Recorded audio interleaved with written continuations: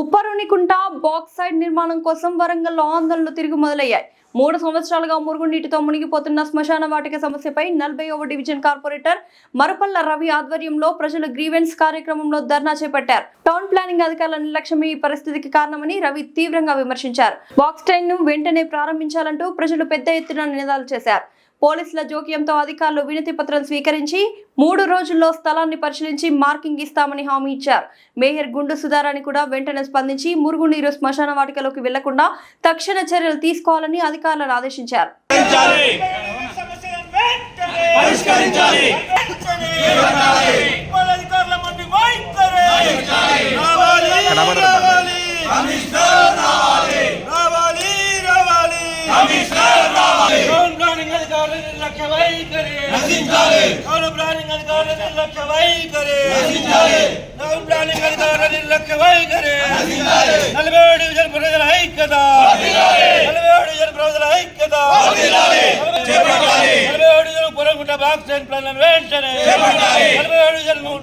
Town planning అధికారుల నిర్లక్ష్య వైఖరి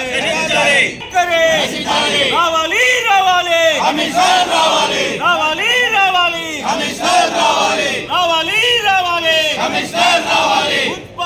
రావాలి రావాలి మున్సిపల్ అధికారుల మండి వైఖరి మున్సిపల్ అధికారుల మండి వైఖరి మున్సిపల్ అధికారుల మండి వైఖరి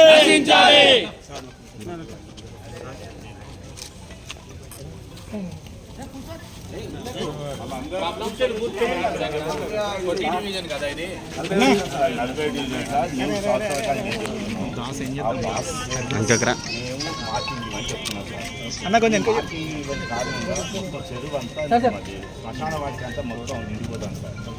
దానివల్ల దాన సంస్కారం చేయలేకపోతున్నాం. ఈరోజు కమిషనర్ మేడం నేను కూడా 1-2 డేస్లో డిస్కషన్ చేసి విజిట్కి పెడతాము. మేడంకి కూడా ప్రయత్నిస్తాము. అక్కడ పిలిపించి చూద్దాం. అది చూసి మేము will make the solution. Okay, ఇక్కడ వచ్చి ఏమారు మనకి సొల్యూషన్ కావాలి కదా. అక్కడ ఎలా ఏ సొల్యూషన్ 3 ఇయర్స్ బట్టి నడుస్తున్నా సార్ కార్యక్రమం. ఇది 30 ఇయర్స్ కింద మేయర్ రాజేశ్వరరావు ఉన్నప్పుడు బాక్సిజన్ కట్టించారు. అప్పుడు ఇల్లు ఎన్ని అక్కడ వరకు కట్టించారు. తదనంతరం కానీ అయిపోతానే ఉద్దేశంతో 1,20,000 లక్షలు సీఎంఏ నిధులు విడుదల చేయించాం సార్. చేసినాక కట్టు కూడా కాంట్రాక్ట్ వచ్చింది సార్. వచ్చినాక ఏమైందంటే ఆ రాటక కచ్చారకు ఈ మార్కింగ్ చేయాలి మా టౌన్ కానీ ఇక వరకు అక్కడ అయింది సార్. దీనికి వాళ్ళు రియల్ ఎస్టేట్ వాళ్ళు అంతా కాలో తవ్వి మొత్తం శ్మశాన వాటికి పంపించారు. లేవర్ కూడా పాత కూడా ఈవెన్ అప్రూవల్ లేవర్ కూడా ఆఫీసర్స్కి కూడా ఆ రోజు పిలిపిస్తాం. మేడం కూడా పిలిపిస్తాం. అది చూపిస్తాం. అక్కడ స్టడీ చేసి ఎంత సొల్యూషన్ వస్తే we will do it. Okay, అయితే దీనివల్ల ఏమవుతుంది సార్ అంటే తెలుసు నాకు. శ్మశాన వాటిక మునుగుతుంది, డీకేనర్ మునుగుతుంది, రిజిస్ట్రేషన్ ఆఫీస్ మునుగుతుంది, తాళ పద్మావతి కాలేజ్ మునుగుతుంది సార్. రిజిస్ట్రేషన్ ఆఫీస్ మొత్తం మునిగిపోతుంది సార్. అదే సార్, ఇది ఒక్కసారి సార్ నేను ఒక 50 సార్లు చెప్పిన సార్. 50 సార్లు చెప్పిన సార్. ఏసీబీ గారు అయితే ఒక 50-20 సార్లు వచ్చారు కదా. దానికి ఏం కావాలి. టౌన్ ప్లానింగ్ సార్ మీ ఇక్కడ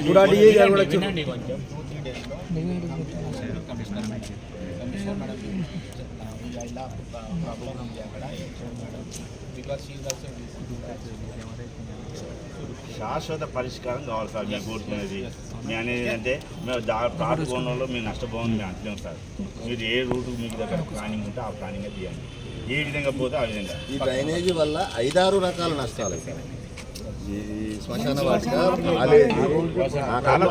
మొత్తం సార్. అది పాపం మా తాళపద్మ కాలేజ్ గోడకు ముందుతాను విద్యార్థులు చదువుకోలేకపోతాను. రిజిస్ట్రేషన్ అయితే మొత్తం స్మెల్ విపరీతమైన స్మెల్, బ్యాడ్ స్మెల్ వస్తున్నది. అదే సార్, ఇన్ని రోజులు బతుకుతాడు 70,000 80,000 తానిపోతే తీసుకెళ్ళి దానం చేయాలంటే కూడా అక్కడ పరిస్థితి మంచిగా లేదు సార్. అయితే సార్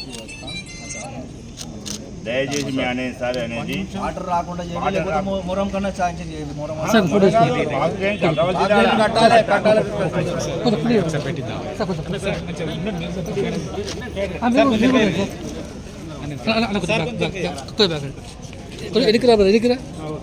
మేము మాట ప్రకారం వారం సంఖ్య 15 రోజులు టైం ఇస్తున్నాం సార్. 15 రోజుల వరకు మేము కాదంటే మళ్ళీ వస్తాం. Thank you sir.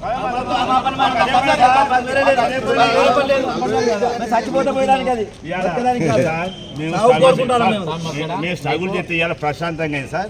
నేను ఈ కార్పొరేషన్ పాతకాలం జ్ఞాపకం వస్తే ఒక్కరు ఉండరు సార్. అటువంటిది ఇవాళ శాంతంగా ఎందుకంటే మీరు చేస్తారనే ఆలోచనతో మేము ఉన్నాం. 46 డివిజన్ పంచాయతీ అయింది ఇదివరకు ఒకసారి. నేను కాల్ చేస్తాను. మా స్వార్థం గురించి చేయండి సార్. ప్లాట్లకు అన్యాయం చేయండి మేము అంటాం. అది అక్కడ ఎట్లా ఉంటే అక్కడ ఆ విధంగా చేయండి మీరు దయచేసి. మేము మళ్ళీ అంటే సార్ 15 రోజులు టైం ఇచ్చాను సార్. 15 రోజులు టైం అంటాను. ఎట్లా పోతే అట్లా పోవాలేమో పడుతున్నాం. మళ్ళీ గౌరవం సార్. ఇప్పుడు మేము ఇవ్వడం జరిగింది. వాళ్ళు కూడా ఒక 3 వారం రోజులు అని చెప్పడం జరిగింది. వారం రోజుల్లో ఎట్టి పరిస్థితులైనా మేము సందర్శించి శాశ్వత పరిష్కారం ఏర్పాటు చేస్తామని చెప్పిండు. మేము కూడా 15 రోజుల గడువు ఇవ్వడం జరిగింది. 15 రోజులు కనుక గడువులో ఇప్పుడు కనుక మీ శాశ్వత పరిష్కారం చేపట్టినట్లయితే తప్పనిసరిగా కార్పొరేషన్ ముట్టడిస్తాను కూడా ఈ సందర్భంగా అధికారుల సమక్షంలో చెప్పినా కూడా ఈ సందర్భంగా తెలియజేస్తున్నాం. ఇవాళ బాక్స్ డ్రైన్ నిర్మాణం చేపట్టని కారణంగా ఇవాళ శ్మశాన వాటికతో పాటు తాళ పద్మావతి కాలేజీ, ఇవాళ అక్కడ ఖాళీ ప్లాట్లు, అక్కడ మసీదు ఉన్నది, రిజిస్ట్రేషన్ ఆఫీస్ ఉన్నది, డీకే నగర్ ఉన్నది, కుటుంబ శ్మశాన వాటిక ఉన్నది. వర్షాకాలం వచ్చినట్టు మొత్తం బీసీ హాస్టల్ కూడా బీసీ హాస్టల్ పోయిన వాళ్ళు టీచింగ్ చెప్పే ఉపాధ్యాయులు కూడా వరద వల్ల కూడా లోపలికి పోవడం కానీ ఇతర రావడం కూడా చాలా ఇబ్బందిగా ఉన్నది. మరి ఇటువంటి పరిస్థితులు నెలకొన్నాయి.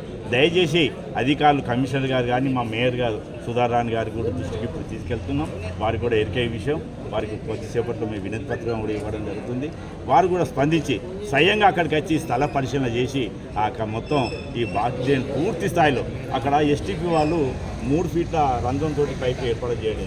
బాక్స్ 10 ఫీట్లు ఉంటుంది. 10 ఫీట్ల నుంచి 7 ఫీట్లు దానివల్ల వర్షం పడ్డప్పుడల్లా డీకే నగర్ రిజిస్ట్రేషన్ ఆఫీసు శ్మశాన వాటికలు ముంతాన్ని కూడా ఎన్నోసార్లు అధికారులు చెప్పిన నా మాటను గడిచేమని పెడతాను. శాశ్వత పరిష్కారం చేపడితే 15 రోజుల ముట్టడిస్తామని కూడా ఈ సందర్భంగానే హెచ్చరిస్తున్నాను.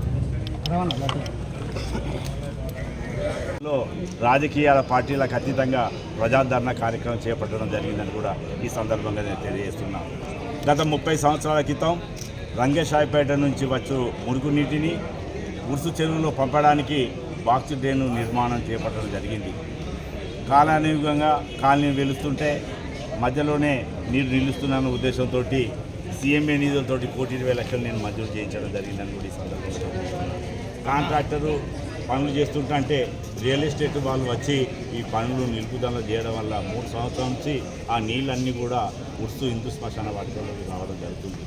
శ్మశాన వాటికకు వచ్చి దహన సంస్కారం చేయాలంటే నిలబడలేని పరిస్థితి. శవాన్ని పూడ్చాలన్నా శవాన్ని కాల్చాలన్నా చాలా ఇబ్బందులు ఎదుర్కొంటున్నాం. గత 3 సంవత్సరాల నుంచి నేను కౌన్సిల్ సమావేశంలో టౌన్